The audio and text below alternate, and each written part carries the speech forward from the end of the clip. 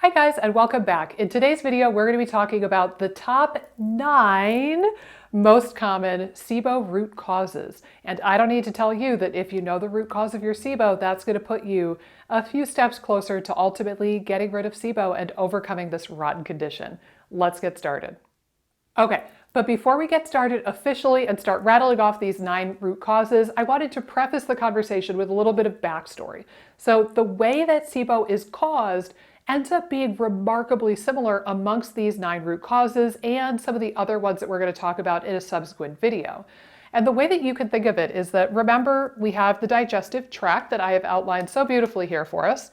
We've got the mouth where the food obviously goes in. Then the food is going to travel down the esophagus, into the stomach, through the small bowel. That's the highlight, the star of the show in this case, because we're talking about small intestinal bacterial overgrowth. And then it's going to pass through the colon and then out of the body.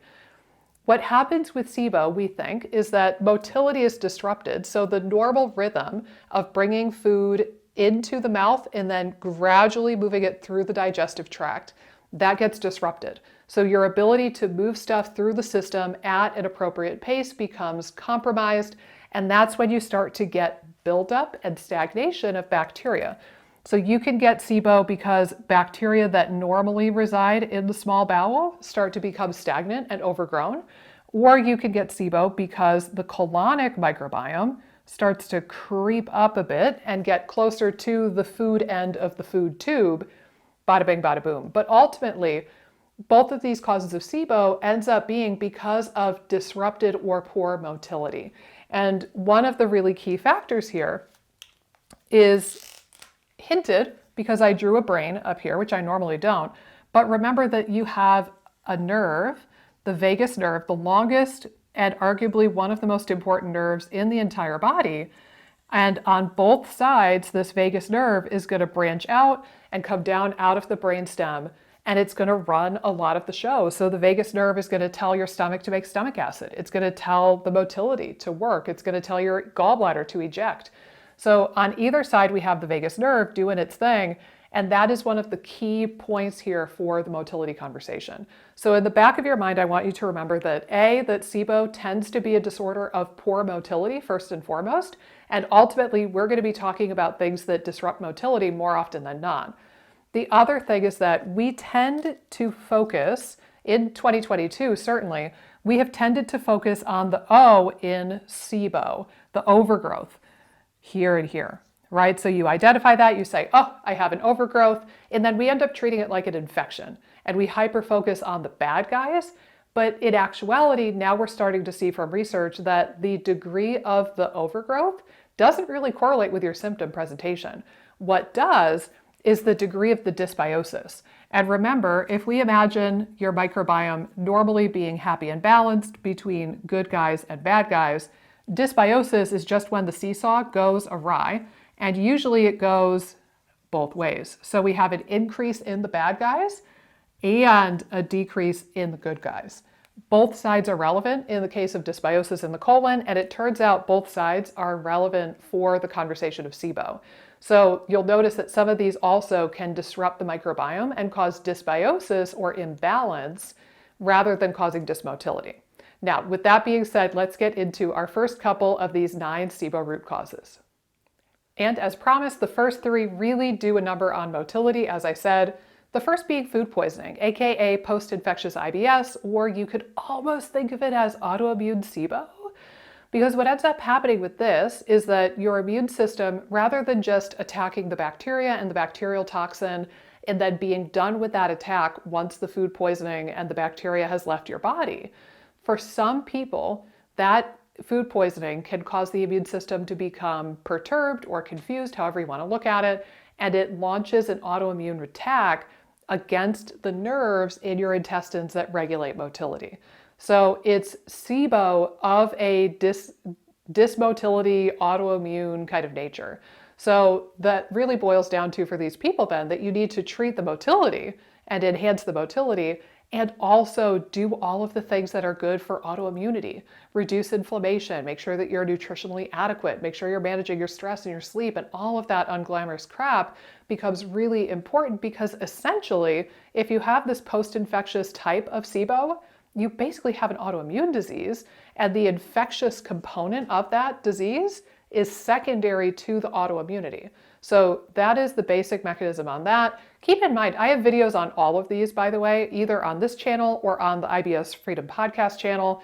We've got loads of information about all of these, so if you want to take more of a deep dive, then you can certainly do that. But I'm going to kind of go through these at a high level right now in this video. So all right, post-infectious IBS we talked about. Increase in blood sugar or hyperglycemia. This is really, really common. And I am trying to go in approximate order of like how common they are, by the way.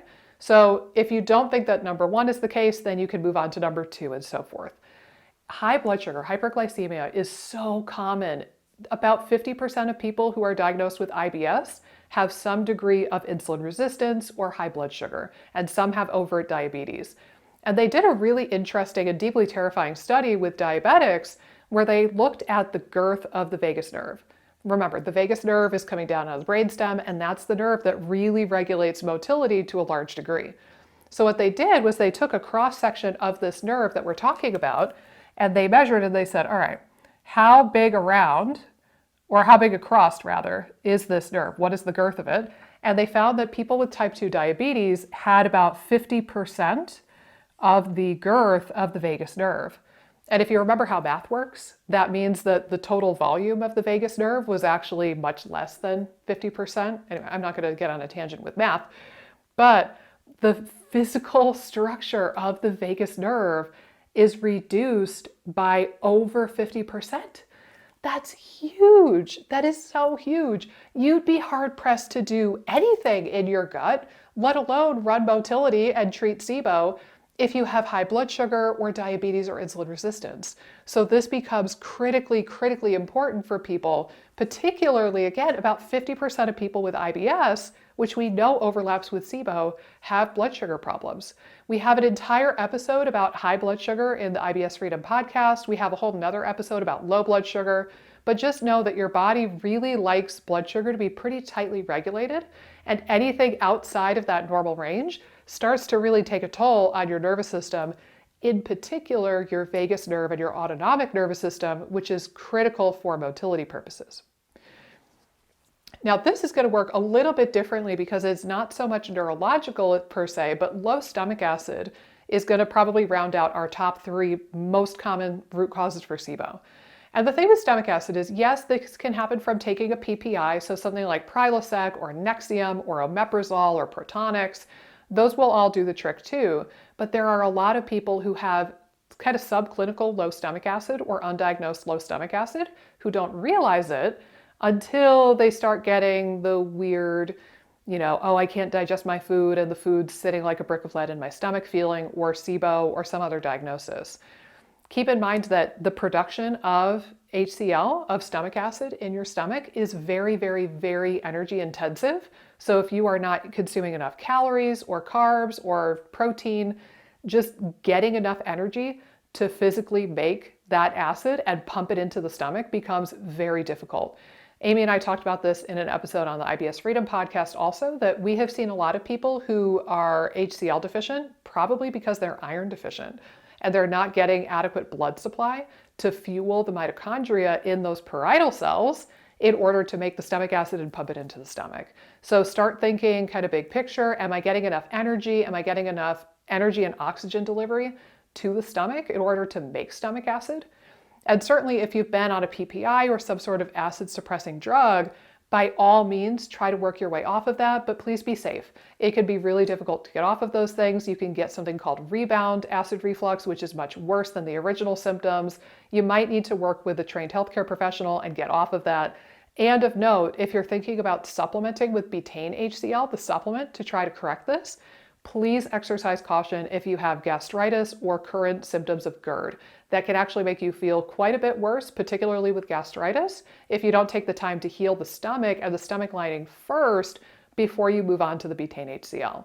I know with my course FODMAP Freedom, I actually made a completely separate course called Banish the Burn that I give people as a gift when they get in that program, because I want the people with gastritis and GERD to have the tools to heal that first before they kind of graduate into the FODMAP Freedom curriculum and they move on to trying to treat the IBS or the SIBO, because this is going to block so much of your progress if you don't correct this.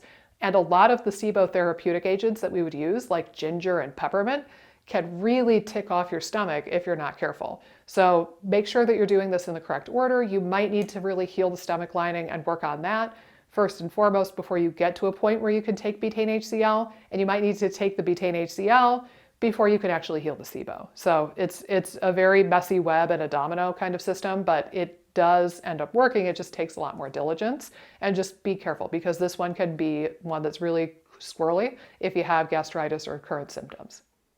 Rounding out the top 5, coming in at number 4 and 5 together, not coincidentally, is hypothyroidism and autoimmune disease just in general. And there's a really great video on this channel, not to toot my own horn, about this topic. They did a study a couple years ago where they noted the things that seemed to be most linked with a diagnosis of SIBO.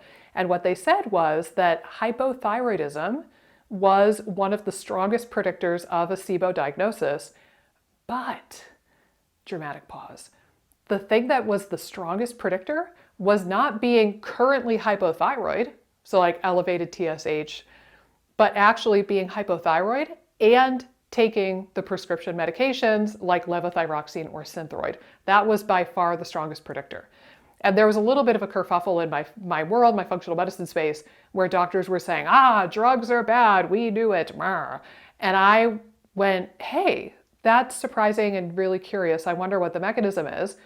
And again, I have a video on this channel about this, but the gist of it is, I think that we were using the use of levothyroxine as a proxy for people who have an autoimmune disease, as we know most hypothyroid people do, but an autoimmune disease that has been active and progressive and more overt for a longer period of time, and that has lowered their thyroid levels to the point where now they need prescription medication. It might not have anything to do with the medication. It might have everything to do with the fact that they have unchecked autoimmunity and inflammation that is slowly but surely chipping away at their vagus nerve and their ability to run their motility. And sure enough, if you look at some other numbers from autoimmune diseases, like hypothyroidism and Hashimoto's is by far the most common. I think it's 8 or 10% of women in the United States have antibodies against their thyroid. So that's a pretty solid chunk of the population. But we have other diseases we can look at, like celiac disease, type 1 diabetes, Crohn's, ulcerative colitis, and sure enough, a lot of autoimmune diseases have a very high incidence of SIBO. But which came first? Was it the chicken or the egg? Is it that the SIBO caused the autoimmune disease? Or was the inflammation and the autoimmunity driving the SIBO and keeping those people stuck in SIBO land? I don't know if we're going to have really great research on this because this is very difficult to research. But in my opinion, I think that it can work both ways. I think the autoimmune disease itself and the inflammation associated with that is enough to drive dysmotility and really tank the vagus nerve. And also, I think most of us know by this point that one of the symptoms of hypothyroidism is constipation. And while we think of that as slowing down motility in the colon, I assure you it also slows down and dysregulates motility in the esophagus, stomach, and small bowel. And that's where the SIBO piece of it comes in. It's not just that it's making you constipated, it's also that you're getting stagnation in the small bowel, and then bada bing, bada boom, you get SIBO. Now I'm going to jump around a little bit because 6 and 8 both have something in common, and that is that they could be induced by prescription medications. There are a lot of different prescriptions that could induce SIBO, and I'll talk about that a little bit later, but these two are going to be by far the most common. The first one might seem counterintuitive, antibiotics, which I've just abbreviated because I'm lazy, but remember again, the degree of the overgrowth doesn't necessarily correlate with SIBO symptoms. What does is the degree of the dysbiosis. So we need to really take a step back and not hyper-focus on the overgrowth of the bad guys, but also start acknowledging that the depletion of good guys is driving the SIBO epidemic as well. And sure enough, taking antibiotics is one of those things that I've heard repeatedly from patients over the years and students, and it seems to either initiate the symptoms of SIBO or cause the SIBO overtly. Like maybe somebody had a little bit of subclinical, poop and stuff or problems, and then it was just lit on fire when they took an antibiotic. I know even Amy Hollenkamp, my podcast co-host, talked about this in our very first episode, that she really felt like antibiotics fueled her SIBO and really caused a lot of the damage associated with her SIBO. And that's why one of the things that she did was fecal microbiota transplant. And we have a whole episode on the IBS Freedom podcast about FMT if you want to pursue that. There are also other things that you could do to kind of rehab your gut microbiome. But the case being that depleting your good bacteria is one of the things that will cause that dysbiosis and those symptoms and ultimately leave you here with SIBO watching this YouTube video. The other type of prescription, aside from antibiotics and PPIs, that I think is really problematic is opioids. And again, this is one of those things like hypothyroidism. Everybody knows hyperthyroidism, constipation, boom. Similarly, anybody who's ever taken an opioid or been around somebody who had to take them post-surgically knows that they cause wicked constipation. But it's not just slowing down your colon regularity, it's also disrupting motility in the rest of the GI tract. So keep it in mind if you've had to take a lot of opioids or if you have become addicted to them or struggled with that. I don't think that taking a week or 2 or 3 of opioids for, say, a major surgery is going to do the trick necessarily. But if you've had to take them or if you have taken them for months at a time or heaven forbid years, that is sure heck gonna mess with your motility, and that could be a breeding ground for SIBO. Last but certainly not least, the last 2 on our list are stress and adhesions. And I want to just take a minute, don't skip this part of the video because I said stress. It's not to say that you are a nutty stress case and that you gave yourself SIBO or that it's all in your head. But realistically, when people are stressed out, one of the things that gets compromised is your vagus nerve, your vagal integrity, because this is the house of rest and digest. The converse, the flip side to that coin is fight, flight, freeze, appease. So if you're chronically stuck in that sympathetic, stressed out, OMG state, it's only natural, it's only physiology that your rest and digest apparatus would be compromised. So I have seen numerous cases of SIBO that started around a period of really acute stress. There was a woman whose husband lost his job and they had marital stress and financial stress for about 6 months. And that's when her gastroparesis and her SIBO symptoms started. I don't think that's a coincidence. I've seen people who developed symptoms of IBS or SIBO after a loved one passes away. I've seen people who are chronically stuck trying to heal their SIBO and trying to heal their gut, spending so much money on expensive tests and expensive supplements, when in actuality, it's that they live with a really nasty, toxic person who is just sucking the life out of them. And it's not going to heal until you get that toxic person out of your life. And this is the hardest thing to treat. All of this stuff on this board is easy to treat. Even the antibiotic-induced dysbiosis or the opioid part, everything else is easier to treat than the frickin' stress. But it's probably one of the most foundational and the most important for your health overall and for your SIBO healing journey. So please don't underestimate the power of this one, even though I ranked it at number 7. And I will say again, we have lots of episodes on the IBS Freedom podcast where we talk with psychologists. We have several on stress and stress chemistry and trauma and anxiety, and it all kind of ties into it. But there's a lot of tools and a lot of tips that we give in those episodes, so go check those out if that resonates at all with you. And then last but not least, adhesions. This is going to come up particularly in women with endometriosis or post-surgical lesions. But you can kind of imagine if motility is at its core, neurons telling muscles to contract and relax in a rhythmical pattern. You can kind of imagine me flexing, well, I'm going to use my other arm so that the jingling doesn't drive you crazy. Imagine me doing a bicep curl and going down, bicep curl going down. This is the rhythm of motility. It's movement, right? The muscle is going to contract and relax, and we're seeing it in this movement. Now imagine that you took a really powerful super glue or a really, really powerful kind of duct tape and you glued the back of my wrist to my thigh.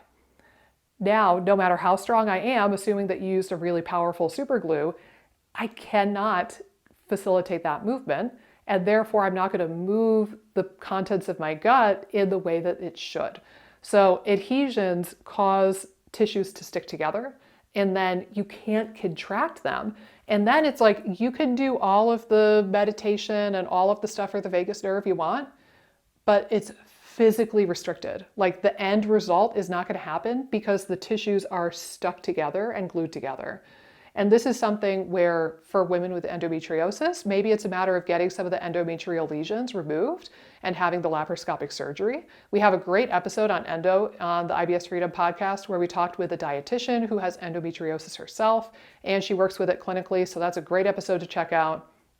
You might even consider something like visceral manipulation to just kind of move around the guts. I have a couple videos on this channel, as a matter of fact, where I teach you some DIY visceral manipulation skills.